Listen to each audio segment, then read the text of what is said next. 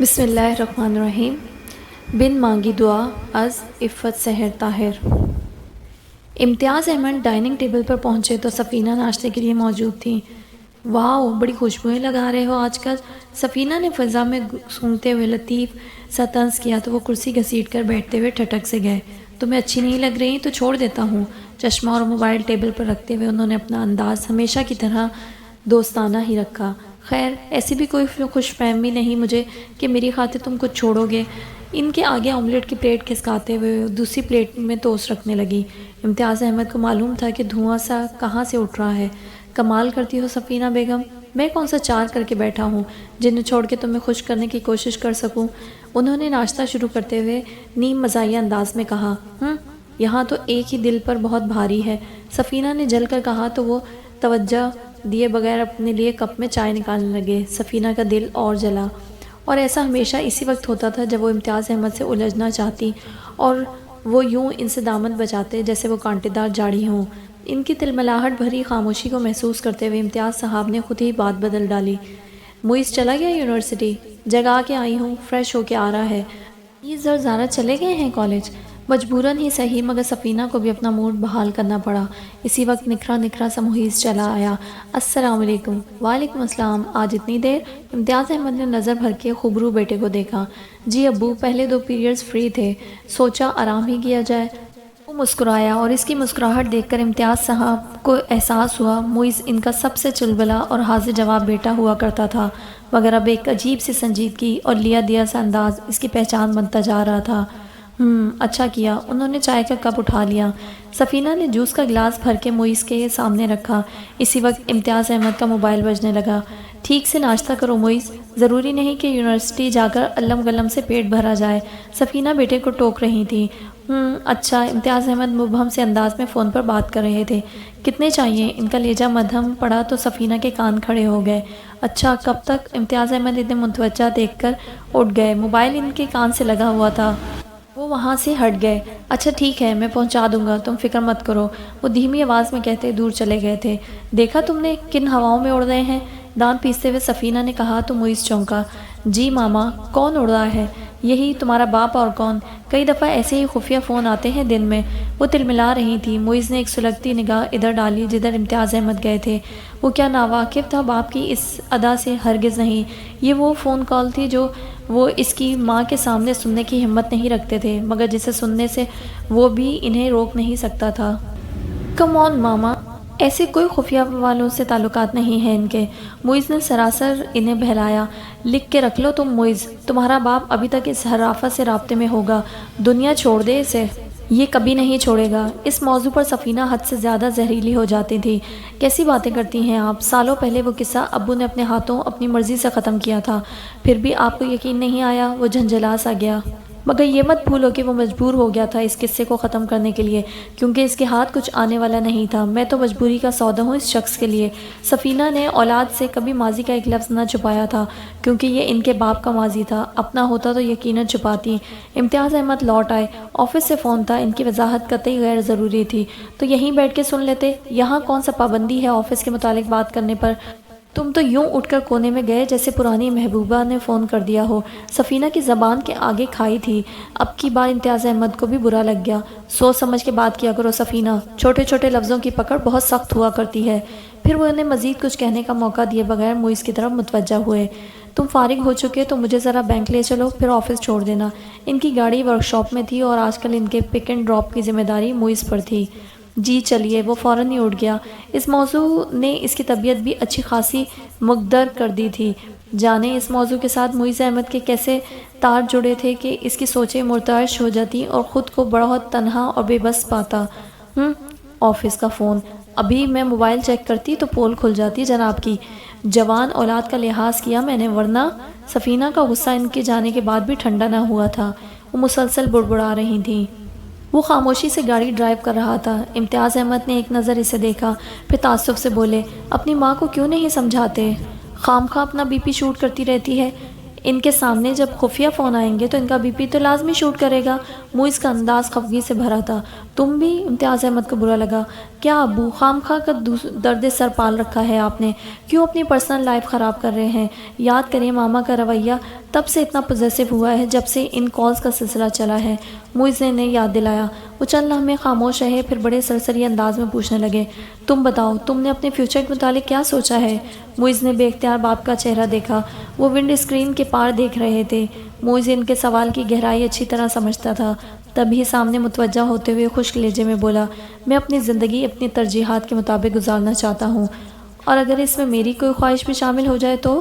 ان کے لب و لہجے میں ایک آس، ایک امید اتر آئی تھی، جسے محسوس کرتے ہوئے موئز احمد کا دل ویسے ہی پگھلنے لگا جیسے آج سے 3 سال پہلے۔ اس نے سر جھٹکا۔ آپ بھول رہے ہیں، آپ کی خواہش کا بوجھ ہی ڈھو رہا ہوں۔ اس یاد نے حزب معمولی سے تلخ کر دیا تھا۔ اگر تم چاہو تو بہت کچھ کر سکتے ہو موئز، اگر ایک قدم میں نے اٹھایا ہے تو دوسرا تم اٹھاؤ۔ انہوں نے بدستور مصالحانہ انداز اپنا رکھا تھا۔ میں وہ قدم اٹھا چکا ہوں ابو، مگر اب بس اور کچھ نہیں۔ میں اس راہ پر چلنا ہی نہیں چاہتا۔ اپنی زندگی کے لیے میں اپنے دل و دماغ کی تمام تر رضامندی کے ساتھ فیصلہ کرنا چاہتا ہوں، اس نے سلگتے ہوئے قطعی انداز میں جواب دیا۔ امتیاز احمد نے لب بھینچے۔ موئز نے بینک کے سامنے گاڑی روکی۔ یہ ٹاپک مجھے ٹینشن کے علاوہ کچھ نہیں دیتا، اور ماما کے سامنے میں خود کو چور سا محسوس کرتا ہوں، کیونکہ اس راز میں آپ کا شریک ہوں۔ وہ جذباتی ہو رہا تھا، قدرے رکا اور پھر تلخی سے بولا، بلکہ اس گناہ میں بھی جسے کرنے کی اجازت ماما زندگی بھر نہ دیتی۔ تم محض جذباتی ہو رہے ہو موئز، کبھی اس سے ملو گے تو یقین کرو میرے فیصلے کو بہترین پاؤ گے۔ وہ گاڑی سے اترتے ہوئے رسانیت سے بولے۔ موئز نے سلگتی نگاہوں سے انہیں بینک میں داخل ہوتے دیکھا۔ بہترین فیصلہ، جس کا توان 3 سال سے موٹی موٹی رقموں کی صورت بھر رہے ہیں آپ۔ اس کی رگ رگ میں وحشت سی بھرنے لگی تو پراگندہ سوچوں سے نجات حاصل کرنے کے لیے اس نے گاڑی میں پرشور میوزک لگا لیا اور سیٹ سے سر ٹکا کر آنکھیں موند کر خود کو پرسکون کرنے لگا۔ کیا بات ہے؟ کن خیال میں کھوئی ہوئی ہو؟ دھپ سے اس کے پاس گھاس کے گتے پر بیٹھتے ہوئے ہنا نے کچھ اس قدر اچانک آ کے پوچھا کہ وہ پل بھر کو گڑبڑا سی گئی، پھر جلدی سے خود کو سنبھالا۔ اتنی جلدی پیریڈ ختم ہو گیا؟ اس نے بات بدلنا چاہی، مگر ہنا بے وقوف ہرگز نہ تھی۔ محترمہ، آدھے گھنٹے کا پیریڈ تھا، اور آپ کی اطلاع کے لیے عرض ہے کہ جب میں گئی تھی تب بھی تم اسی پوزیشن میں بیٹھی تھی، اور اب جب میں آئی ہوں تب بھی ویسے ہی بیٹھی ہو۔ مسئلہ کیا ہے؟ کچھ نہیں یار، بتایا تو تھا، سر میں درد ہے، تبھی تو کلاس بھی بنک کی ہے میں نے۔ اس نے بے اختیار دونوں ہاتھ چہرے پر پھیرتے ہوئے گویا وہاں سے شکستگی کے تاثرات کو مٹانے کی سعی کی۔ اللہ! ہنا نے جیسے اپنی جھنجھلاہٹ پر قابو پانے کے لیے گردن گھما کر تھوڑی دور لان میں بیٹھے لڑکیوں کے گروپ کو دیکھنا شروع کر دیا۔ وہ یوں ہی ساکت و صامت بیٹھی رہی۔ ہنا نے چند لمحوں کے بعد اسے گھور کے دیکھا۔ تمہارا مسئلہ پتہ کیا ہے ابیہا؟ کہ تم ہر پل ایک گم گشتہ سیارہ بنے رہنا چاہتی ہو، ہر وقت کوئی کھوجتا رہے۔ خود سے مجال ہے جو ایک لفظ بھی پھوٹ دو؟ وہ خجل سی ہوئی۔ پچھلے 3 سال سے وہ دونوں بہترین سہیلیاں تھیں، اور ابیہا اسے اتنا جان نہیں پائی تھی جتنا ہنا اسے سمجھ چکی تھی۔ سیمسٹر کی فیس کے لیے پریشان ہو؟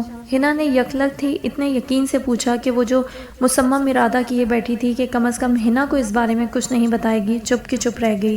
چند ثانیوں تک اس کا چہرہ دیکھنے کے بعد ہنا نے لاپرواہی سے کہا، اچھا چھوڑو ان فضول اور فالتو کے مسئلوں کو، چلو کینٹین میں چل کر گرما گرم سموسے کھاتے ہیں، ساتھ میں ٹھنڈی ٹھار بوتل۔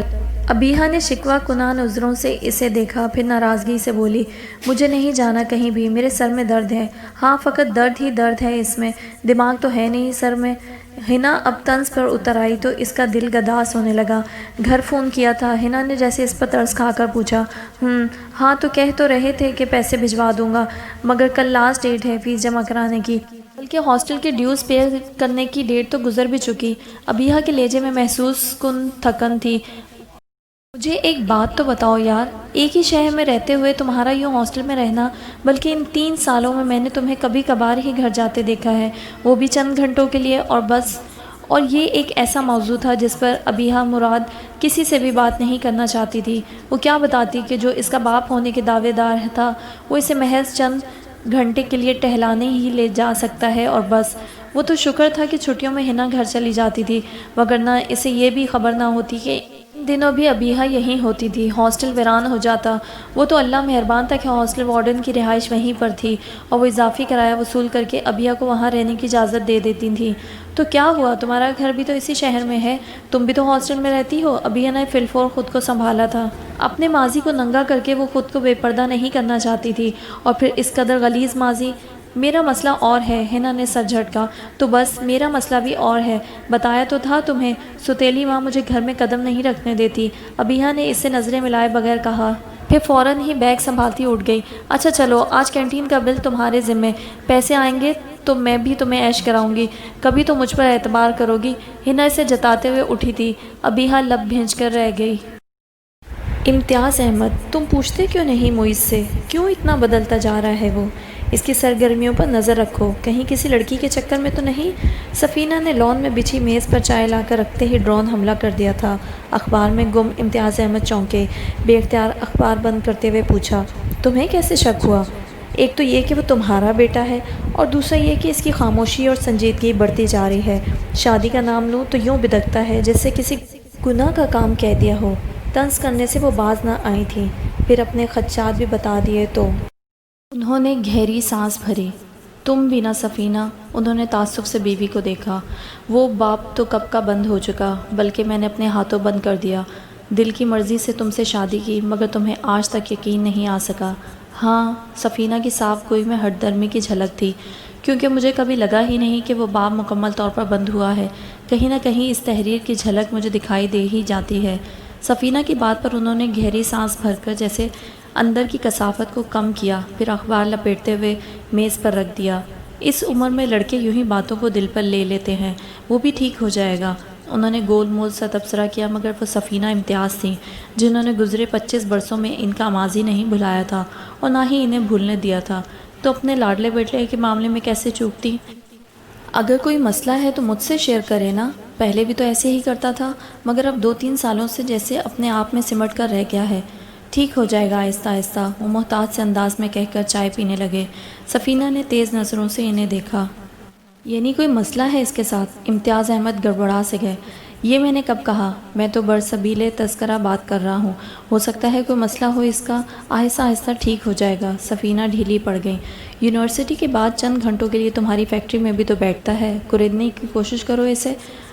صحیح کہہ رہی ہو، وہ فرما برداری سے بولے۔ کیا کہتے، بیٹے کے گزرے سالوں کا ایک ایک پل وہ جانتے تھے۔ ان کی خواہش پر وہ خارزار پر چل پڑا تھا۔ اگر سفینہ جان جاتی کہ باپ بیٹا کس بات کے ہمراز ہیں تو قیامت سے پہلے ہی شاید اس گھر میں قیامت آ جاتی۔ زارا اور ایزد اندر سے کسی بات پر الجھتے ہوئے چلے آ رہے تھے۔ ان دونوں کی توجہ ہٹی۔ ماما دیکھ رہی ہیں اسے، کتنا بگڑ رہا ہے یہ۔ آئندہ میں ابو کے ساتھ کالج جاؤں گی اور انہی کے ساتھ واپس آؤں گی، یا پھر بھائی کے ساتھ۔ وہ دھپ سے کرسی پر بیٹھی، اس کا منہ پھولا ہوا تھا، جبکہ ایزد کے ہونٹوں پر دل جلانے والی مسکراہٹ تھی۔ امتیاز احمد بے اختیار مسکرا دیے۔ کیوں بھائی، کیا معاملہ ہو گیا؟ ہماری چہچہاتی چڑیا اداس کیوں ہے؟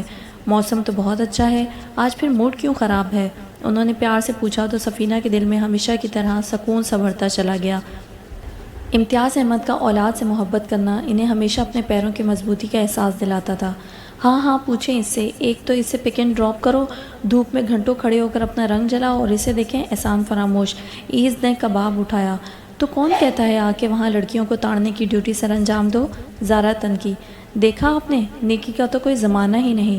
وہ شاکی ہوا، مگر اس کی نگاہوں اور انداز سے جھلکتی شرارت واضح تھی۔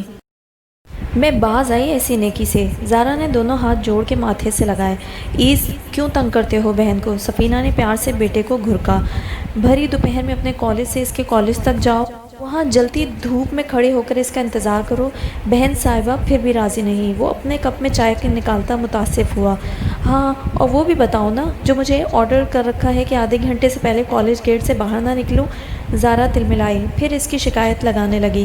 درخت سے ٹیک لگا کر ہیرو کا پوز مارے کھڑا رہتا ہے جب تک ساری لڑکیاں چلی نہیں جاتی۔ امتیاز احمد کے ہونٹوں پر مسکراہٹ چمکی، جسے بیٹی کی ناراضگی کے ڈر سے وہ چھپا گئے۔ البتہ سفینہ نے بیٹے کو گھرکا۔ ایزد، کیا سن رہی ہوں میں؟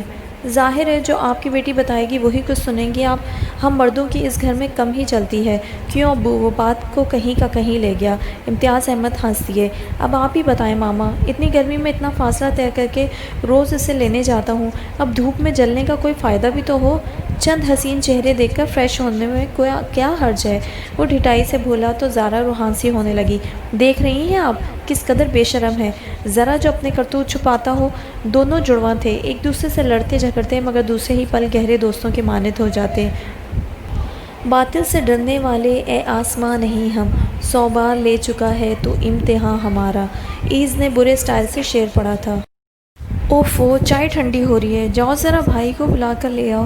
اتنے اچھے موسم میں بھی آ کر کمرے میں بند ہو گیا ہے. سفینہ نے بات سمیٹی. وہ تو میں چلی ہی جاؤں گی. وہ جھٹکے سے اٹھی، پھر انگلی اٹھاتے ہوئے بولی، مگر اس مسئلے کا حل مجھے چاہیے. دھوم مچی ہوئی ہے وہاں لڑکیوں میں کہ پتہ نہیں یہ ہیرو لینے کس کو آتا ہے. ایز کا کہکا بے ساختہ تھا. تعریف کا شکریہ. وہ اداب بجا لایا. زارا پاؤں پٹکتی اندر چلی گئی. کیوں تنگ کرتے ہو اسے؟ سفینہ نے تنبیہی نظروں سے بیٹے کو دیکھا. اسے شوق ہے تنگ ہونے کا، میری تعریفوں سے جیلس ہوتی ہے اور بس. وہ لاپرواہی سے بولا اور اپنا کباب ختم کرنے لگا. زارا دروازہ کھٹکھٹا کر اجازت ملنے پر موئز کے کمرے میں داخل ہوئی تو وہ شیشے کے آگے کھڑا بال سنوار رہا تھا. اتنے اچھے موسم میں آپ کمرے میں کیا کر رہے ہیں؟ زارا مسکرائی. دیکھ تو لیا ہی ہے تم نے، اب کیا بتاؤں؟ وہ برش لہرا کر بولا. چائے ٹھنڈی ہو رہی ہے اور میرا موڈ خراب. زارا نے منہ پھلایا. وہ برش رکھ کر پلٹا. کیا ہوا؟ پھر کوئی نئی لڑائی؟ وہ اس کے ساتھ چلتے ہوئے کمرے سے باہر آئی تو پورے جوش و خروش سے اسے ایز کی شکایت لگا رہی تھی. اسے زارا کے ساتھ آتے اور پوری توجہ سے بہن کی بات سن کر مسکراتے دیکھ کر سفینہ کا دل مطمئن ہوا اور موئز کے لیے کپ میں چائے نکالنے لگی. زارا کے لیے ان دنوں ایک بہت اچھا پروپوزل زیر غور تھا. رات کے کھانے کے بعد چائے کا دور چلا تو یہی موضوع زیر بحث تھا. میں تو ہر طرح سے مطمئن ہوں، اچھی فیملی ہے، لڑکے کے متعلق بھی اچھی رپورٹ ہی ملی ہے. امتیاز احمد نے گویا اب گیند سفینہ کے کورٹ میں پھینک دی تو انہوں نے مدد طلب نظروں سے موئز کو دیکھا. اچھے لوگ ہیں ماما، اور پھر سفیر تو تھوڑا بہت میں پہلے سے جانتا ہوں، بڑی اچھی طبیعت کا بندہ ہے. گویا موئز بھی راضی تھا. اور میری طرف سے تو ہاں ہی ہاں ہے. ایز نے ہاتھ اٹھا کر رضامندی دی تو کچن میں برتن دھوتی زارا تلملائی. اس کو تو میں پوچھوں گی، بڑا شوق ہے اسے میری شادی کروا کر اپنا رستہ کلیئر کروانے کا. ابھی تو پڑھ رہی ہے. وہ متذبذب تھیں. اتنا اچھا رشتہ ہاتھ سے جانے بھی نہیں دینا چاہتی تھیں اور بیٹی کی کم عمری کا خوف لاحق تھا. سال ہی تو رہ گیا ہے ماما، گریجویشن کمپلیٹ ہو جائے تب شادی کر دیجیے گا. فی الحال منگنی کی رسم کر لیں، موئز نے مشورہ دیا. مسز ریاض تو ہتھیلی پر سرسوں جمائے بیٹھی ہیں. سفیر کا ارادہ ہے فرانس جانے کا. ان کا خیال ہے نکاح کر دیں ہم زارا کا. سفینہ نے نئی بات بتائی تو لمحے بھر کو سب چپ رہ گئے. فرانس کیا کرنے جا رہا ہے؟ امتیاز احمد کو اچنبھا ہوا. ان کا تو یہاں بہت اچھا بزنس چل رہا ہے. باپ ہے، 3 بھائی ہیں ساتھ. پتہ نہیں کوئی ریفریش کورسز کے لیے جانا چاہتا ہے. وہاں ماموں ہوتے ہیں اس کے. سفینہ نے بتایا تو امتیاز احمد نے ہنکارا بھرا. ہوں، میری تو خواہش تھی کہ موئز اور زارا کی اکٹھی شادی کروں. سفینہ نے اچانک ہی اظہار کیا تھا. امتیاز احمد نے بے اختیار موئز کو دیکھا جس کے تاثرات میں فوراً ہی پتھریلا پن اترنے لگا تھا. اپنی بات کہہ کر سفینہ اب منتظر نگاہوں سے موئز کو دیکھ رہی تھی. وہ ذرا سا جھنجھلا گیا. میرا یہاں کیا ذکر؟ حالانکہ ذکر تو میرا ہونا چاہیے، میرے ساتھ پیدا ہوئی ہے وہ. ایز نے منہ بسورا مگر سفینہ شاید اس بارے میں سنجیدگی سے سوچ رہی تھی. کیوں؟ کیا تم شادی نہیں کرو گے کبھی؟ فی الحال تو آپ زارا کی شادی پر فوکس کریں.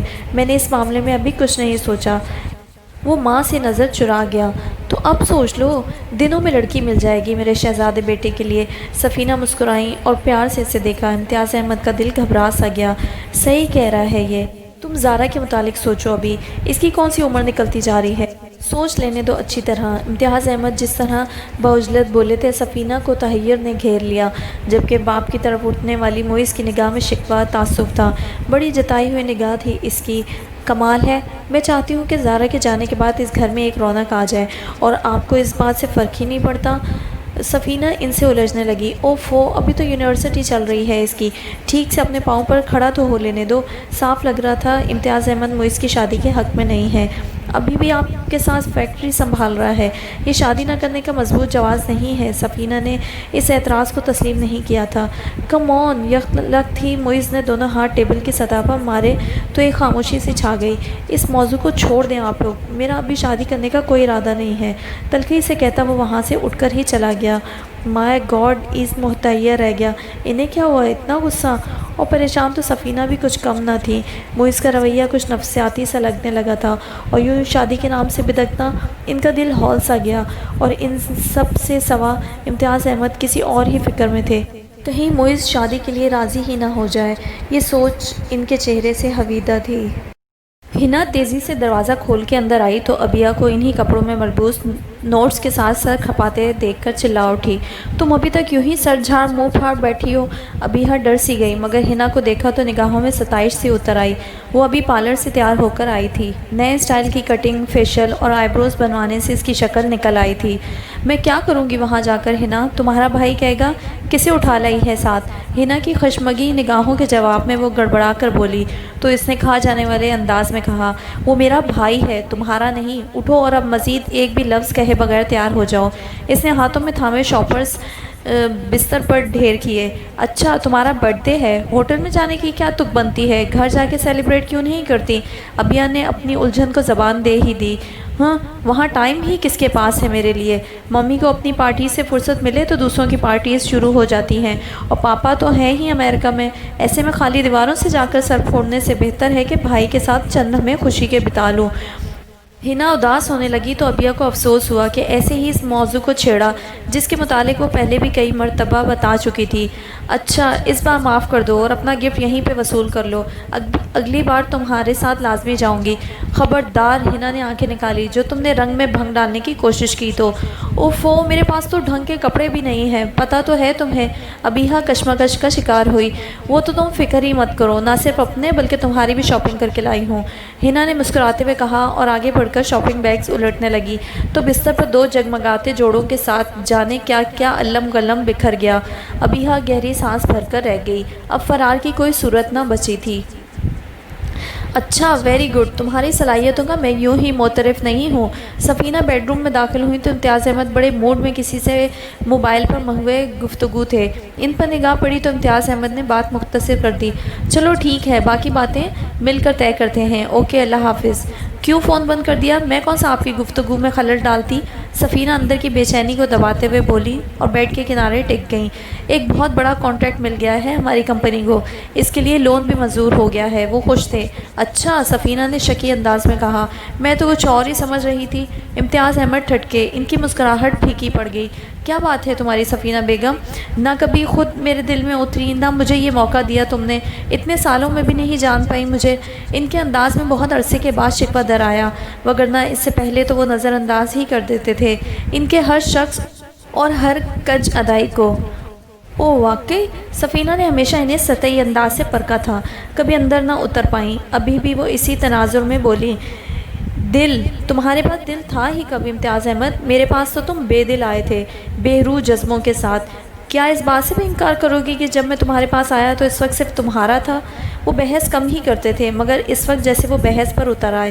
صالحہ تمہاری منگیتر ہی نہیں، بچپن کا پیار تھی امتیاز احمد، اور محبت کی راہ میں تم نہیں، وہ کسی اور مڑ گئی تھی۔ تم تو تنہا شاہراہ پر چلتے ہی جا رہے تھے، ایسا عشق تھا تمہیں اس بے حیا سے جس نے پتہ نہیں کس کے ساتھ یاری لگا لی۔ سفینہ اس ذکر پر سالوں بعد بھی اسی جذباتیت کا شکار تھی جیسے آج ہی کی بات ہو۔ سفینہ، ان کے انداز گفتگو نے امتیاز احمد کی رنگت لال کر دی۔ انہوں نے تنبیہی انداز میں سفینہ کو ٹوکا، مگر وہ اپنے مزاج کی مالک تھیں۔ تو کیا جھوٹ ہے اس میں امتیاز احمد؟ کہو، کیا اس نے کسی اور کی خاطر تمہیں ٹھکرا نہ دیا تھا؟ سگی چچا زاد تھی تمہاری، مگر کیسی بد فطرت نکلی، سر سے پاؤں تک نیلو نیل کر دیا ماں باپ نے، مگر اس کے 4 دنوں کا عشق جیت گیا۔ وہ سلگتے لہجے میں ساری کہانی بیان کر رہی تھی۔ شادی سے انکار بہرحال میں نے کیا تھا، بلکہ اس کی شادی سے پہلے ہی میں تم سے شادی کر لی تھی۔ وہ تکلیف میں تھے۔ سفینہ بیگم یوں ہی نشتر ہاتھ میں لیے ان کے زخم کو ریتتی رہتی تھیں، کسی ماہر اجرا کی طرح جانتی تھی زخم کو کہاں سے چھیڑنا ہے۔ اس میں بھی تمہاری محبت بلکہ عشق کی خود غرضی شامل تھی، کیونکہ تم جانتے تھے کہ تمہارے چچا صالحہ کی وہاں شادی مر کے بھی نہیں کرتے۔ تم نے اپنی محبت کی قربانی دے کر صالحہ کی محبت کامیاب کروا دی۔ تم سے مایوس ہو کر تمہارے چچا نے اسے بیاہ دیا اس کے عاشق کے ساتھ، اور زندگی بھر یوں قطع تعلق کیا کہ ماں باپ کی میتوں پر بھی نہ وہ پہنچ پائی۔ وہ جیسے لطف لے رہی تھیں صالحہ کی بے بسی کا، امتیاز احمد کی ناکام محبت کا۔ واقعی جب صالحہ اپنی محبت کے لیے ان کے سامنے تڑپی بلکی تو انہوں نے ماں سے کہہ دیا کہ وہ سفینہ سے شادی کرنا چاہتے ہیں۔ سفینہ ان کی خالہ زاد تھیں۔ حالات کی نزاکت کو دیکھتے ہوئے دنوں میں سفینہ ان کی دلہن بنا دی گئی۔ تب چچا نے بیٹی کی ضد اور جان دینے کی حد تک ہٹیلے پن کو دیکھتے ہوئے ان کی مراد صدیقی سے شادی کر کے اس سے ہر تعلق توڑ لیا۔ مگر یہ سب تو ماضی بعید تھا، ایسا ماضی جس کا دفن ہو جانا ہی بہتر تھا۔ مگر سفینہ تو ان کے ماضی کو جیسے مسالے لگا کر ممی بنا کر حنوط کر کے سنبھالے ہوئے تھی۔ بس کر دو سفینہ، اللہ کے لیے بس کر دو، مر چکی ہے وہ، اب تو اسے بخش دو۔ امتیاز احمد بے اختیار سے ہو گئے۔ زمانے میں کسی کو پتہ نہ چلا اس کے مرنے کا؟ تم ہی سے سنا تھا میں نے، رابطہ تھا تبھی پتہ چلا نا تمہیں۔ وہ بہت شفاق تھیں، یا شاید دل سے انہیں یقین ہی نہ آتا تھا کہ وہ حسین مورت مر چکی ہے جو کبھی امتیاز احمد کے دل کی ملکہ ہوا کرتی تھی۔ ہاں تھا رابطہ، مگر اب وہ کہیں نہیں ہے۔ یہ بات تم سمجھ کیوں نہیں لیتی؟ اسے مجھ سے کوئی دلچسپی نہیں تھی، یہ بات بھی تمہارے لیے قابل اطمینان نہیں۔ وہ پھٹ پڑے تو سفینہ ایک جھٹکے سے اٹھ کھڑی ہوئیں۔ ہاں نہیں ہے، اور نہ ساری زندگی ہوگی، کیونکہ اس نے ٹھکرایا تھا تمہیں، راستہ اس نے بدلا تھا، تم نے نہیں۔ تمہارے دل میں تو اس کے لیے محبت ہی محبت بھری تھی۔ بیکار کی بحث کر کے میرا سر دکھا دیا ہے تم نے۔ جاؤ یہاں سے، یا پھر میں ہی چلا جاتا ہوں۔ وہ بددل سے ہو گئے۔ رہنے دو، میں ہی چلی جاتی ہوں تمہاری تنہائی سے، تم تھوڑی دیر اور یادوں میں کھیل لو۔ وہ جاتے جاتے بھی طنز کرنے سے باز نہ آئی تھی۔ امتیاز احمد نے گہری سانس بھر کر اندر کی کثافت کم کرنے کی سعی کی، پھر آنکھیں موند لیں۔ بیا، وارڈن کو یہی کہنا کہ تمہاری کسی دوست کے ہاں پارٹی ہے، کیونکہ میں نے اسے یہی بتایا ہے۔ ہنا تیار ہونے کے بعد بولی تو سینڈل پہنتی ابیا بدکی۔ کیا مطلب؟ جھوٹ بول کے اجازت لی ہے تم نے باہر جانے کے لیے؟ سو واٹ، وہ خبیث وارڈن نکلنے کہاں دیتی ہے ویسے؟ اتنی مشکلوں سے تو مارکیٹ تک جانے دیا تھا اس نے۔ ایکچولی میں تو ہاسٹل سے باہر جاتی رہتی ہوں نا، اس لیے مجھے اجازت دیتے ہوئے اسے تکلیف ہوتی ہے۔ تمہارے لیے تو اس نے فوراً ہی اجازت دے دی تھی۔ ہنا نے مجبوری بیان کی تو وہ تذبذب کا شکار تھی۔ اگر وارڈن کو پتہ چل گیا تو؟ میرا یہاں کون ہے جس کا بہانے کر کے کہیں جاؤں میں؟ اوفو، بلا وجہ بتایا تمہیں؟ ارے یار کہاں نا، کسی دوست کا ہی بہانہ بنایا ہے۔ چلو اب شام ہو رہی ہے، واپسی پر دیر ہوئی تو وارڈن کچا چبا جائے گی ہمیں۔ ہاں چلو۔ وہ دل سے اس کے ساتھ جانے کو راضی نہ تھی، مگر ایک ہی دوست تھی، اسے ناراض ہونے کا موقع بھی نہیں دینا چاہتی تھی۔ ہنا نے تنقیدی نگاہوں سے اس کا جائزہ لیا۔ بالکل سادہ سے حلیے میں رہنے والی ابیہا نے قیمتی لباس تو پہن لیا تھا، مگر میک اپ کی کسی شے کو ہاتھ نہ لگایا تھا، مگر اس سادگی میں بھی وہ جگمگا رہی تھی، جبکہ اس کے برعکس ہنا نے اچھی خاصی تیاری کر رکھی تھی۔ اسے ہنا کے ساتھ جاتے دیکھ کر وارڈن کی نگاہوں میں ناگواری سی اتر آئی۔ ابیہا کا دل لرزنے لگا۔ میں نے اسے کہا تھا کہ تم مجھے اپنے ساتھ لے جا رہی ہو، ہنا نے اسے بازو سے پکڑ کر اپنے ساتھ گھسیٹتے ہوئے سرگوشی میں بتایا۔ باہر آ کے ابیہا نے ناراضگی سے اپنا بازو چھڑایا۔ انسان ایسا کام کرے ہی کیوں جس میں جھوٹ بولنا پڑے؟ اگر تمہارا بھائی خود آ کے تمہیں ہاسٹل سے لے جاتا تو ہم دونوں ہی گنہگار نہ ہوتی؟ اچھا بی بی مومنہ، آئندہ ایسا ہی کروں گی۔ ہنا نے فوراً ہی بات سمیٹ دی۔ مین روڈ سے انہیں رکشہ مل گیا تو کسی ریسٹورنٹ کا نام بتا کر ہنا جلدی سے اندر بیٹھ گئی، جبکہ ابیہا نے بڑی بے دلی سے اندر قدم رکھا۔ وہ اس کے ساتھ نہیں جانا چاہتی تھی، مگر ہائے رے دوستی، وہ بھی کام کروا لیا کرتی ہے، جو کوئی دوسرا کہے تو ہم صفا چٹ انکار کر دیں۔ ابیہا سوچ رہی تھی۔ آدھے گھنٹے بعد وہ دونوں ایک بہترین ریسٹورنٹ کے سامنے کھڑی تھی۔ ابیہا نروس ہونے لگی۔ یہاں جائیں گے ہم؟ ہاں تو؟ ہنا نے جیسے اس کی پریشانی سے لطف لیا۔ ہنا پلیز، مجھے ان جگہوں کے مینرز کا ذرا نہیں پتہ، بلکہ مجھے تو یہ بھی نہیں پتہ کہ دروازہ اندر کی طرف کھلے گا یا باہر کی طرف۔ تم چلو تو دروازہ میں کھول دوں گی تمہارے لیے۔ ہنا بڑی پر اعتماد تھی، کیونکہ جس کلاس سے اس کا تعلق تھا وہاں ہوٹلنگ عام سی بات تھی، مگر ابیہا تو اپنی زندگی میں پہلی بار کوئی ہوٹل دیکھنے والی تھی۔ ہنا کا ہاتھ تھامے وہ کسی چھوٹی سی بچی کی طرح اندر داخل ہوئی تو اے سی کی خنک ماحول نے ان کا پرتپاک استقبال کیا۔ ڈھیر سارے لوگ، باتوں کی بنبناہٹ، برتنوں کا شور، تیز رفتاری سے آتے جاتے ویٹرز۔ ابیہا کی ٹانگیں لرز رہی تھیں۔ یہ تو کوئی اور ہی دنیا تھی، غموں سے دور، بے فکر۔ کم آن بیا، بی کانفیڈنٹ، کیا جاہلوں کی طرح بیہیو کر رہی ہو؟ ایسی جگہوں پر یوں ظاہر کرنا چاہیے جیسے کتنی ہی دفعہ آ چکے ہوں۔ ہنا متلاشی نظروں سے ہال میں دیکھتے ہوئے اسے سمجھا رہی تھی، پھر اس کو لیے ایک کارنر کی ٹیبل کی طرف چل دی۔ اونچا لمبا مناسب شکل و صورت کا وہ شخص ہنا کو دیکھ کر مسکراتے ہوئے اٹھا اور والہانہ انداز میں اس سے ملا۔ اس نے گلے سے لگاتے ہوئے ہنا کے رخسار پر پیار کیا تھا۔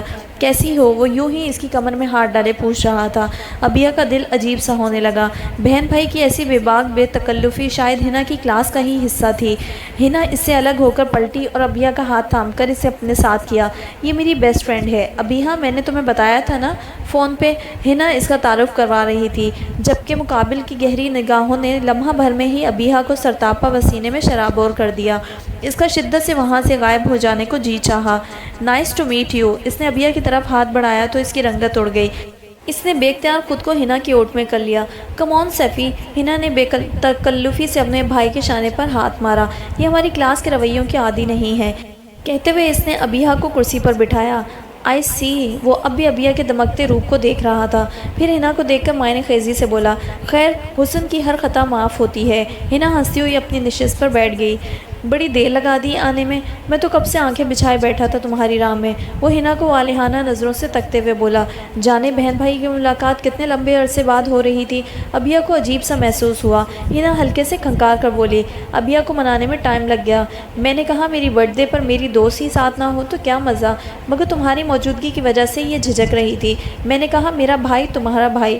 ہنا کے انداز میں ہلکی سی شرارت تھی، مگر سیفی جیسے بدک اٹھا۔ بھائی؟ ہنا نے بے اختیار سیفی کے ہاتھ پر اپنا ہاتھ رکھ کے دبایا۔ جی میرے بھائی۔ وہ جیسے تنبیہی انداز میں بولی تو وہ ڈھیلا پڑ گیا۔ کرسی کی پشت سے ٹیک لگاتے ہوئے دھیمی آواز میں بڑبڑایا، لعنت ہے یار، بندہ کم از کم لفظ تو سوچ سمجھ کر نکالے منہ سے۔ ہنا زور سے ہنسی۔ تمہیں زیادہ اعتراض کس پہ ہے، میرے بھائی ہونے پہ یا ابیہ کے؟ Shut up. وہ قدرے برہم سا ہوا۔ اچھا چلو سوری، اور اب جلدی سے آرڈر دو، وارڈن نے صرف 1 گھنٹے کا ٹائم دیا ہے۔ ہنا نے فوراً ہی بات کے ساتھ موڈ بھی بدل دیا۔ ہنا واپس چلیں؟ ابیہ کا دل ہنوز کسی نے مٹھی میں لیا ہوا تھا۔ اسے شدت سے احساس ہو رہا تھا کہ یہ ماحول اس کی تربیت اور اقدار سے میل نہیں کھاتا۔ بور کر دیا نا میری فرینڈ کو۔ ہنا نے سیفی کو گھورا، پھر ابیہ کو پیار سے دیکھ کر بولی، آئی ایم سوری یار، اسی لیے تو تمہیں کہتی ہوں کہ اپنی دقیانوسیت کی چادر کو اتار پھینکو، ہر جگہ آیا جایا کرو، تبھی کانفیڈنس آئے گا تمہارے اندر۔ ویٹر کو کھانے کا آرڈر دے کر وہ دونوں مدھم سرگوشیوں میں باتیں کرنے لگے تو ابیہ کو اپنی موجودگی غیر ضروری لگنے لگی۔ وہ دھیان بٹانے کے لیے ڈائننگ ہال میں نظر دوڑانے لگی، جہاں ہر چہرے پر رونق اور بے فکری تھی، اور یہ دونوں ایسی چیزیں تھیں جن کا ابیہ کی زندگی میں فقدان تھا۔ وہ خود ترسی کا شکار ہونے لگی۔ ہر کوئی اپنی فیملی اور فرینڈز کے ساتھ مگن تھا، یوں جیسے کبھی کوئی دکھ ان کو چھو کر ہی نہ گزرا ہو۔ کرسی گھسیٹنے کی آواز پر ابیہ بے اختیار چونکی۔ اس نے سیفی اور ہنا کو کھڑے ہوتے ہوئے دیکھا۔ کھانا آنے میں تھوڑی دیر لگے گی بیا، تم ذرا بیٹھو، ہم ابھی آتے ہیں، ہنا نے عام سے انداز میں کہا، مگر اس کی رنگت اڑ گئی۔ تم کہاں جا رہی ہو؟ یہ بڑا خبیث ہے، میرا گفٹ کمرے میں ہی بھول آیا ہے اور اب اکیلے لانے پر راضی بھی نہیں۔ جا کے دیکھتا ہوں تو صحیح، ایسا کون سا نادر و نایاب گفٹ ہے؟ بس میری جان، میں 2 منٹ میں آئی، وہ اسے پچکارتے ہوئے بولی تو سیفی کی موجودگی میں ابیہ کوئی اعتراض بھی نہ کر سکی، مگر اسے بہت عجیب سا لگا۔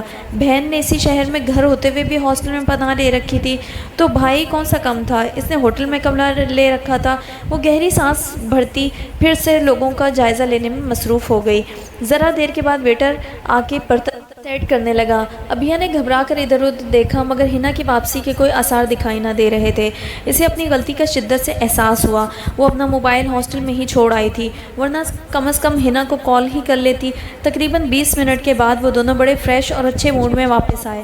اس دوران ابیہ کئی دفعہ ہنا کے ساتھ آئندہ نہ آنے کا مصمم ارادہ کر چکی تھی۔ ہنا نے ایک ہی نظر میں اس کا بگڑا موڈ بھانپ لیا۔ آئی ایم سوری یار، پاپا کی کال آ گئی تھی سیفی کے موبائل پہ، مجھے وقت گزرنے کا احساس ہی نہیں رہا، سو سوری۔ وہ جھک کر ابیہ کے گال پر پیار کرتے ہوئے بولی تو اسے موڈ ٹھیک کرنا ہی پڑا۔ اتنا کچھ رکھ گیا ہے ویٹر، ان کا وقت تو بہت اچھے سے گزر سکتا تھا۔ سیفی کی مسکراہٹ پہلے سے زیادہ گہری تھی۔ یہ دیکھو، ڈائمنڈ رنگ اور بریسلٹ گفٹ کیا ہے سیفی نے مجھے، ہنا اسے دکھا رہی تھی۔ ابیہ نے سرسری نگاہ ڈالی، مگر واپسی پر وہ ہنا سے الجھ پڑی۔ یہ دونوں چیزیں اتنی وزنی تھی کہ تمہارا بھائی اٹھا کے نہ لا سکا کمرے سے؟ ہنا دل کھول کے ہنسی۔ کچھ تحفے لینے کے لیے مقابل کی ہر بات ماننی پڑتی ہے میری جان۔ ابیہ اس کی ڈھٹائی پر کرتی رکشے سے باہر دیکھنے لگی۔ سب کی رضامندی کے ساتھ سفیر کا رشتہ زہرا کے لیے منظور کر لیا گیا تھا۔ ان دنوں سفینہ کا موڈ اور مزاج قدر بہتر تھا۔ جانے صالحہ کے مرنے کی خبر یہ پہ یقین آ گیا تھا یا پھر بیٹی کا بہترین جگہ پر رشتہ لگ جانے کی خوشی تھی؟ چونکہ ان لوگوں کا ارادہ نکاح کرنے کا تھا، اس لیے شاپنگ کا سلسلہ شروع ہو چکا تھا۔ ابھی بھی وہ زارا کے ساتھ اس کے سسرال والوں کے لیے شاپنگ کر کے لوٹی تھی۔ اف، زارا نے شاپنگ بیگ صوفے پر ڈھیر کیے اور خود بھی وہیں گر سی گئی۔ اس سے پہلے شاپنگ کرنے میں اتنی تھکاوٹ کبھی نہیں ہوئی مجھے۔ زارا ماں کی طرح کچھ زیادہ ہی نزاکت پسند تھی، بلکہ اس پر شاید ماں کا اثر کچھ زیادہ ہی تھا۔ اس سے پہلے تمہاری بات بھی تو طے نہیں ہوئی سسٹر۔ ایز نہا دھو کر فریش سا جملہ کستا ٹی وی کے آگے جم کے بیٹھ گیا۔ ماما، اب ایزی کیا کرے گا؟ زارا نے سیدھا ہو کر بیٹھتے ہوئے سفینہ سے پوچھا تو ایز ماں سے پہلے ہی بولا، میں تمہاری شادی کے بعد ایزی فیل کروں گا اور کیا۔ جی نہیں، ٹوئنز ہو، ہر کام میں شروع سے میری نکالی کرتے آئے ہو، میں تو ڈرتی تھی کہیں اب تم بھی نکاح کے لیے شور نہ مچا دو۔ وہ شرارت سے بولی، ارے واہ! ایز کو بھی جیسے دھیان آیا، مجھے یہ خیال کیوں نہیں آیا؟ کچھ سوچے ماما، کہیں سے کوئی لڑکی برآمد کریں۔ وہ جیسے بےتاب ہوا شادی کرنے کو۔ سفینہ نے مسکرا کر اسے دیکھا، ایسے تھوڑی بوجھ کی طرح سے سر سے اتار دوں گی، میں تو اپنے بیٹوں کے لیے چاند سی دلہنیں لاؤں گی، دنیا دیکھے گی جیسے چاند کو دیکھتی ہے۔ چاند جیسی یعنی گڑے پڑے ہوں گے چہرے پر؟ اس نے چہرے پر صدماتی کیفیت طاری کرتے ہوئے کہا تو سفینہ کو ہنسی آ گئی۔ بیوقوف مثال دے رہی تھی۔ پھر انہوں نے صاف گوئی سے کہا، جب تک معیز کی شادی نہیں ہو جاتی تب تک تم اپنے بارے میں سوچنا بھی مت۔ لو، اب انہی کے بارے میں سوچتا رہوں گا تو میرے بارے میں کون سوچے گا؟ اس نے ناراضگی سے کہا، تمہارا میں خود سوچ لوں گی۔ انہوں نے مسکراہٹ دبائی۔ میرا تو خیال ہے کہ اس بلی کے ساتھ ہی بھائی کی بھی نیا پار لگا دیں، کم از کم میرا راستہ تو صاف ہو جاتا، پھر میں جب جی چاہے اپنے بارے میں سوچ لیتا۔ وہ یوں ہی باتیں بگاڑتا رہا۔ وہ مانے بھی تو نہ، ایسے بدکتا ہے شادی کے نام سے جیسے کوئی خطا کرنے کو کہہ دیا ہو۔ سفینہ واقعی معیز کے لیے پریشان تھی۔ آپ کہیں تو میں پتہ لگاؤں؟ موصوف کہیں دل ول نہ لگا بیٹھے ہوں کسی غریب سی لڑکی سے، اور اب اس ڈر سے آپ کو نہ بتا رہے ہوں کہ کہیں آپ ریجیکٹ نہ کر دیں۔ اس نے لمحوں میں کہانی بنا لی تھی۔ سفینہ نے اسے گھورا، میرا بیٹا ایسا نہیں ہے۔ لو جی، وہ ہنسا، ہر ماں کا یہی ڈائلاگ ہوتا ہے۔ تو جو ایسا کرتے ہیں وہ پتہ نہیں پیڑوں پر اگتے ہیں شاید۔ اس کی بات پر سفینہ کے ساتھ زارا بھی ہنسی تھی۔ باہر کی طرف جاتے معیز کو سفینہ نے آواز دے کر بلا لیا، جی ماما، کہاں جا رہے ہو؟ یوں ہی دوستوں کی طرف وہ مختصراً بولا، مگر سفینہ شاید تفصیلی بات کے موڈ میں تھی۔ اپنے بہن بھائی کی فرمائش سنی تم نے؟ یہ کہہ رہے ہیں زارا کے ساتھ ہی تمہاری بھی شادی ہو جانی چاہیے۔ انہوں نے مسکرا کر کہا، جیسا چل رہا ہے چلنے دے، فی الحال میں شادی کرنے کے موڈ میں نہیں ہوں ماما۔ وہ بڑی بیزاری سے کہہ کر ایکسکیوز کرتا چلا گیا۔ واہ واہ، کیا نخرے ہیں بھائی! ایز نے متاثر ہو کر سر دھنا، پھر شکایتاً بولا، یہ اب موڈ پہ چلیں گے اور ادھر ہم ارادہ باندھے بیٹھے ہیں اور کسی کو پرواہ نہیں۔ شٹ اپ ایز، ہر بات مذاق نہیں ہوتی۔ بھائی کے رویے کو دیکھو، یہ نارمل نہیں ہے۔ پہلے ہمارے ساتھ ہر حل گلے میں شامل ہوتا تھا، موج مستی، سیر و تفریح، اور اب انہوں نے ایک ہی الگ دنیا بنا لی ہے۔ یونیورسٹی، آفس اور گھر کے علاوہ بس دوستوں کے ساتھ ہی نظر آتے ہیں۔ ہمارے لیے تو جیسے وقت ہی نہیں ہے ان کے پاس۔ زارا جذباتی ہونے لگی، وہ بڑے ہو گئے ہیں اب۔ ایز نے اسے پچکارا، وہ پہلے بھی ہم سے بڑے ہی تھے، کوئی نئے بڑے نہیں ہوئے۔ وہ چڑھ کر بولی، خیر اب میں سوچ رہی ہوں اس موضوع پر معیز سے مکمل طور پر کھل کر بات کروں۔ آخر وہ چاہتا کیا ہے؟ سفینہ نے کہا، اور اگر ان کی ڈیمانڈ آپ کے قابل قبول نہ ہوئی تو؟ ایز نے وہاں کا امتحان لیا۔ وہ اسے ٹالتی ہوئی اٹھ کھڑی ہوئی، بعد میں دیکھا جائے گا، پہلے اسے بات تو کرنے دو، دیکھتے ہیں پٹاری میں سے کیا نکلتا ہے۔ سانپ ہی نکلے گا ماما، سپیرا تو نکلنے سے رہا۔ ایز کی زبان پھر پھسلی تو وہ ہنس دی۔ زارا اپنی شاپنگ سمیٹنے لگی۔ سفینہ نے یہی موضوع امتیاز احمد کے سامنے چھیڑا تو بے ساختہ بولے، تو اس میں غلط کیا ہے؟ جب موڈ ہوگا کر لے گا۔ سفینہ ان کے جواب پر لمحے بھر کو انہیں دیکھ کر رہ گئیں، پھر بولی، کیا دماغ ملتا ہے باپ بیٹے کا؟ ایسے فیصلے موڈ کے پابند نہیں ہوا کرتے امتیاز احمد۔ اوفو، میرا مطلب تھا اسے سوچنے کے لیے وقت دو۔ انہوں نے گڑبڑا کر کہا، اس کا کام صرف رضامندی شو کرنا ہے، لڑکی میں خود تلاش کر لوں گی اپنے بیٹے کے لیے، اعلیٰ خاندان کی۔ سفینہ نے تفاخر سے کہا تو امتیاز احمد نے بے اختیار پہلو بدلا، اتنی جلدی کس بات کی ہے تمہیں؟ پہلے خیریت سے زارا کا نکاح ہو جانے دو، پھر سوچتے ہیں اس بارے میں۔ سفینہ نے انہیں گھورا، کمال ہے، میں تو سوچ رہی تھی میرا ساتھ دو گے، مگر تم تو اسی کی زبان بول رہے ہو۔ یہ حقیقت ہے سفینہ کہ ہم معیز کی رضامندی کے بغیر اس کی زندگی کا فیصلہ نہیں کر سکتے، اسی لیے کہہ رہا ہوں کچھ عرصہ صبر کر لو۔ ہو سکتا ہے ابھی واقعی وہ شادی نہ کرنا چاہتا ہو، پڑھ رہا ہے وہ ابھی، لاسٹ سیمسٹر چل رہا ہے اس کا، اس کے بعد فل ٹائم فیکٹری سنبھالے گا۔ تم تو ایسے بات کر رہے ہو جیسے وہ اسکول میں پڑھ رہا ہے۔ وہ بدمزہ ہو کر بولی تو ان کی کج بحثی سے واقفیت کی بنا پر امتیاز احمد نے بہتر سمجھا کہ اپنا پہلو بچا جائیں۔ ویسے بھی معیز خود ہی شادی کے لیے راضی نہیں تھا، وہ اس کی حمایت نہ بھی کرتے تو یہ معاملہ سر چڑھنے والا نہیں تھا۔ چلو ٹھیک ہے، جو تم مناسب سمجھتی ہو وہ کر لو، میں کچھ نہیں بولوں گا۔ وہ مانے تب نہ، سفینہ جھنجھلائیں، تو پھر فی الحال اسے اس کے حال پر چھوڑ دو۔ ان کے اطمینان کو سفینہ نے شکی نگاہوں سے دیکھا، مگر بولی کچھ بھی نہیں۔ وہ امتیاز احمد کے آفس میں بیٹھا تھا، ان کی بات سن کر اچھل ہی تو پڑا، کیا کہہ رہے ہیں آپ ابو؟ اس کو زارا کے نکاح میں انوائٹ کریں گے؟ بے یقینی سے زیادہ ناگواری اس کے لہجے سے حویدہ تھی۔ تو امتیاز احمد نے استفہامی انداز میں بھویں اچکائیں۔ جائز اور شرعی رشتہ ہے اس کا سب سے۔ آپ اپنے لفظوں سے پھر رہے ہیں۔ شادی کے وقت آپ نے کہا تھا کہ اس کا ہمارے گھر اور اس کے مکینوں سے کوئی رشتہ نہیں ہوگا، معیز نے بھیجتے ہوئے لہجے میں کہا۔ بہت سے فیصلے وقت اور حالات کو دیکھ کر کرنے پڑتے ہیں معیز، اور اس وقت حالات کا تقاضا یہی ہے کہ میں اسے تنہا نہ چھوڑوں۔ جو ذمہ داری میں نے اللہ اور اس کے رسول صلی اللہ علیہ وسلم کو گواہ بنا کر اپنے شانوں پر لی ہے، اسے نبھاؤں۔ وہ بے حد سنجیدہ تھے۔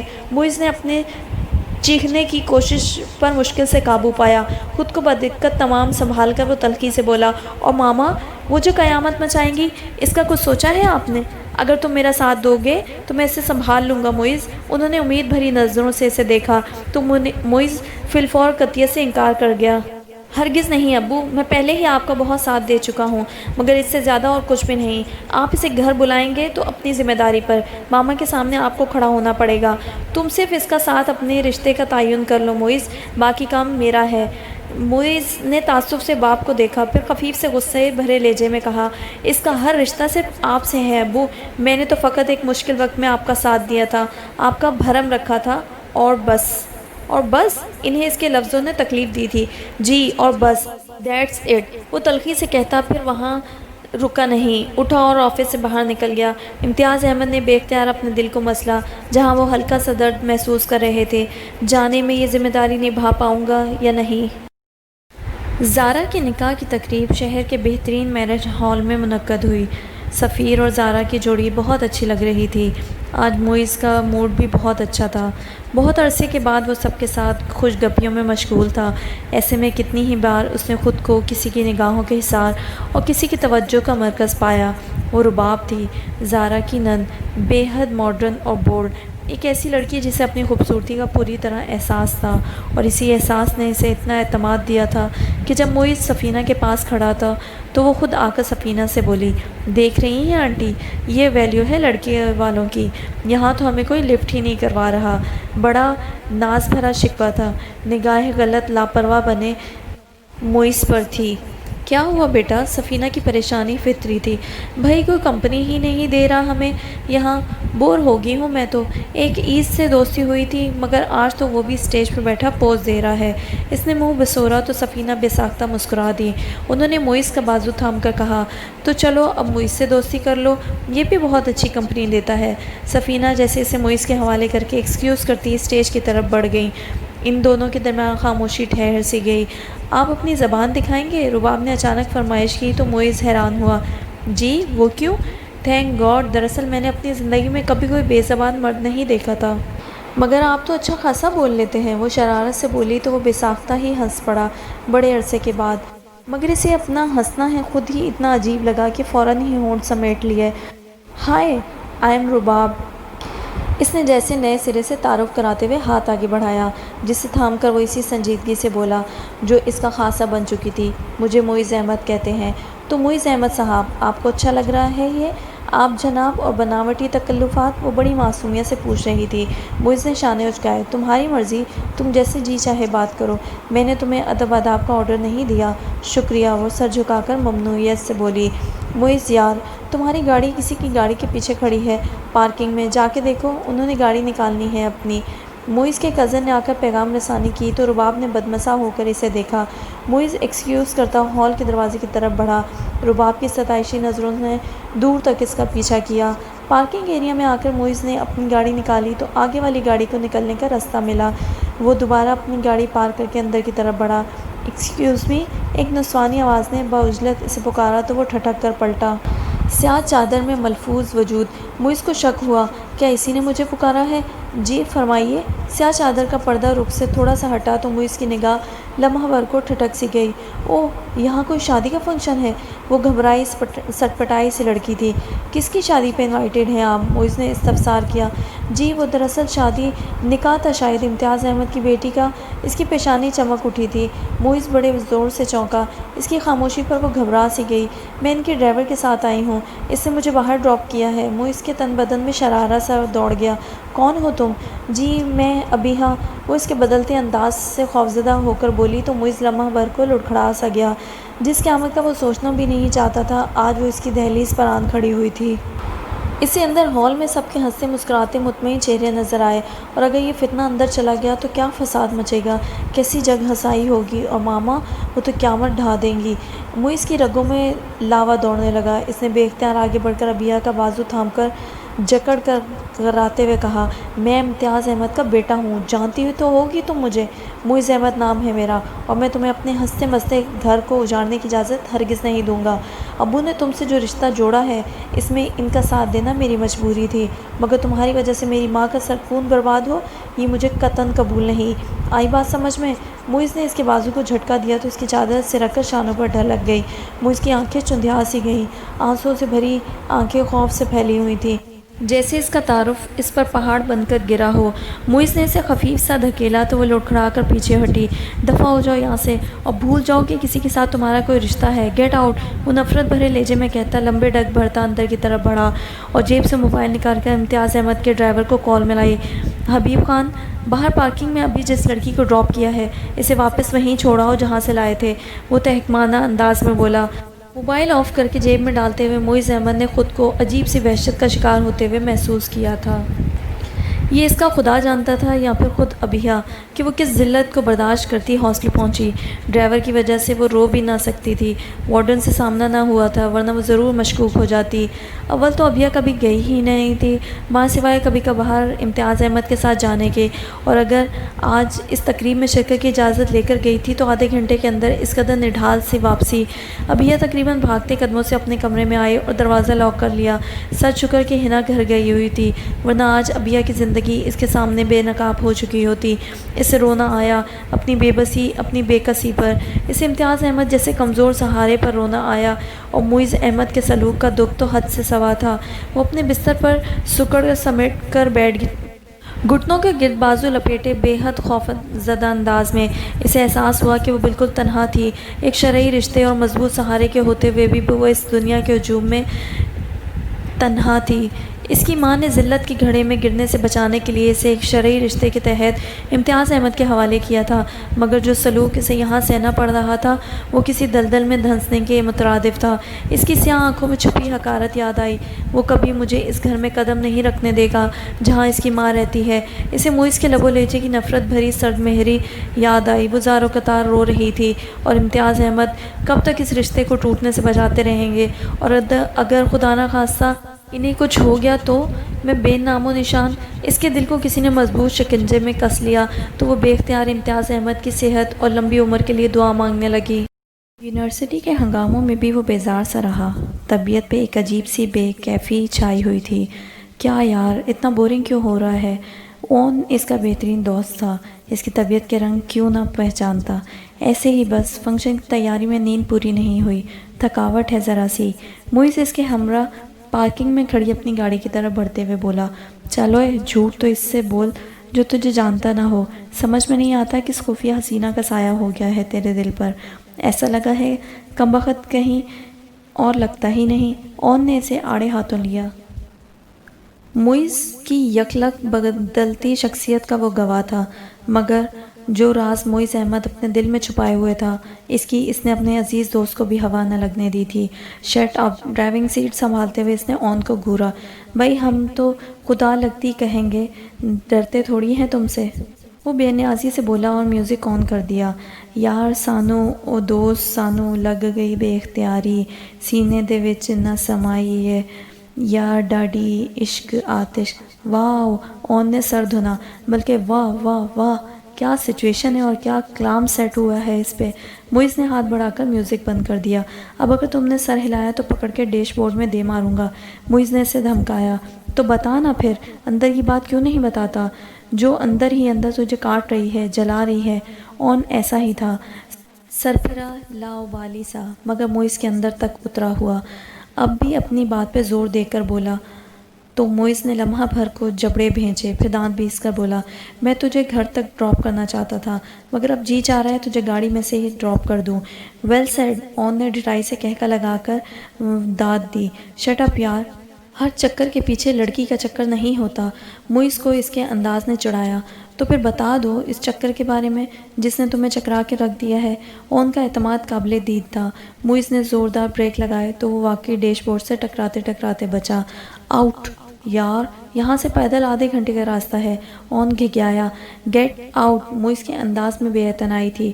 والیٹ گھر ہی بھول آیا تھا میں۔ اون نے جی بھر کر مسکینی طاری کی۔ اترتا ہے یا پھر میں اتار دوں؟ موئز نے تیوری چڑھائی۔ اون منہ پھلائے گاڑی سے اترا۔ وہ زوردار انداز میں دروازہ بند کر کے اپنے غصے کا اظہار کیا، پھر کھڑکی میں جھکا۔ ٹھیک ہے، چھپائے رکھ راز بند گوبھی کی طرح، مگر میں بھی اس شعبے میں ماسٹرز کر چکا ہوں بیٹا جی۔ اتنا ذلیل ہو کے بندہ تب ہی پھرتا ہے جب کسی لڑکی کا سایہ اس پر پڑ جائے۔ اون کے چہرے پر بڑی تپانے والی مسکراہٹ تھی۔ دانت پیستے ہوئے موئز نے ایک جھٹکے سے گاڑی آگے بڑھائی۔ وہ پھرتی سے پیچھے ہٹا، ورنہ منہ تو اڑ ہی گیا تھا۔ چھوڑوں گا نہیں میں بھی موئز بیٹا، بھاگ لے جتنا بھاگنا ہے، مگر دنیا گول ہے پیارے، آخر میں مجھ تک ہی آؤ گے۔ اون نے چہرے پر ہاتھ پھیر کر دھول اڑاتے ہوئے جاتی گاڑی کو دیکھا اور بڑبڑایا، پھر گہری سانس بھرتا پوائنٹ کے انتظار میں کھڑا ہو گیا۔ اچھا وہ تم ٹائم پر پہنچ گئے موئز، ذرا یہ کیانی اینڈ سنس والوں کی ایگریمنٹ کی شرائط دیکھ لو، میں تو کنفیوزڈ ہوں اس بارے میں۔ امتیاز احمد نے اسے آفس میں داخل ہوتے دیکھ کر طمانینت بھری نہ سانس لی۔ جوان اولاد بھی کیسی نعمت ہوا کرتی ہے۔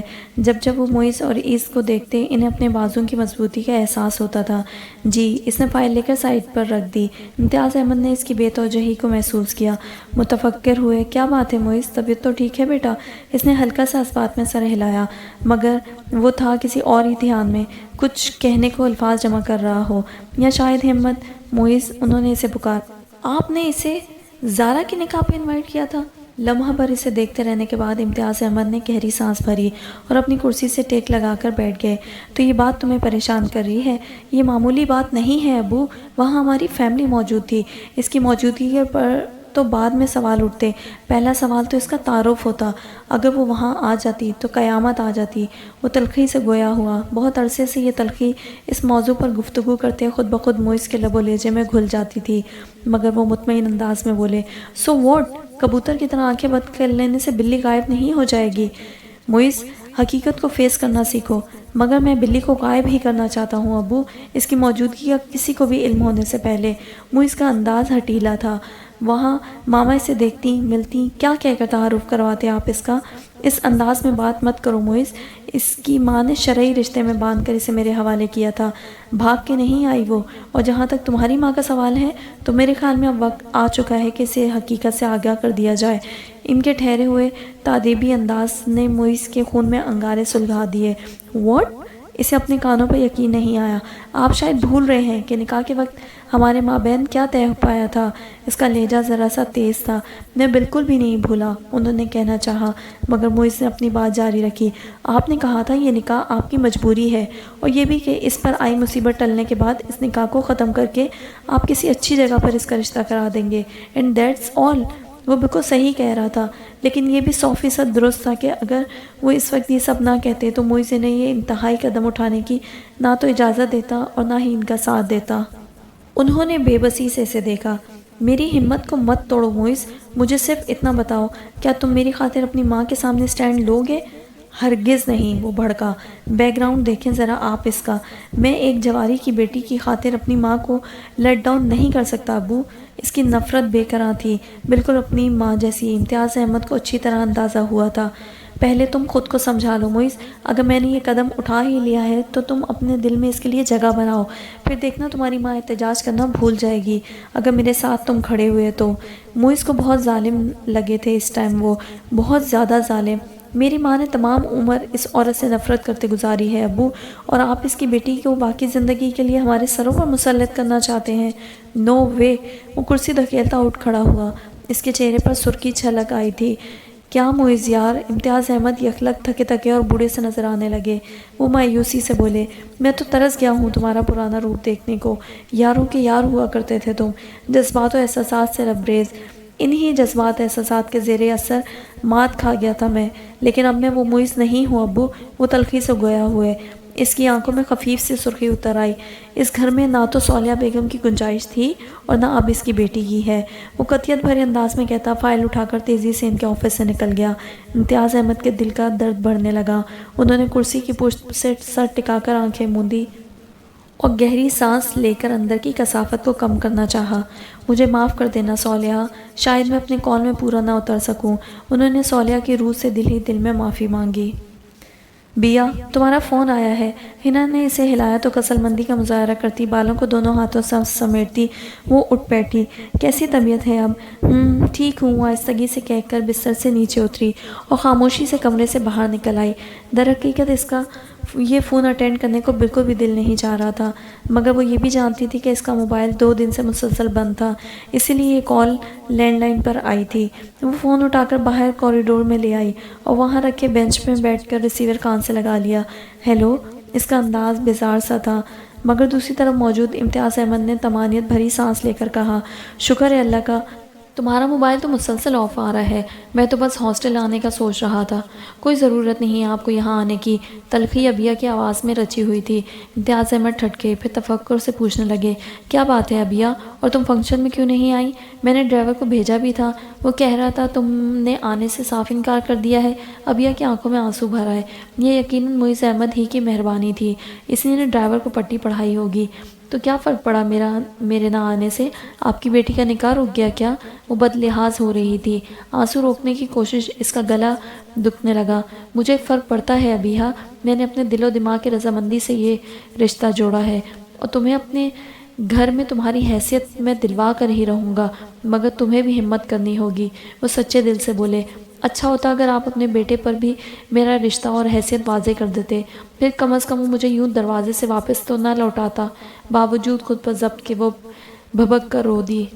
امتیاز احمد سن رہ گئے، خاموشی کو صرف ابیہ کی سسکیاں توڑ رہی تھیں۔ بہت دیر کے بعد وہ بولنے کے قابل ہوئے، تم آئی تھی نکاح میں؟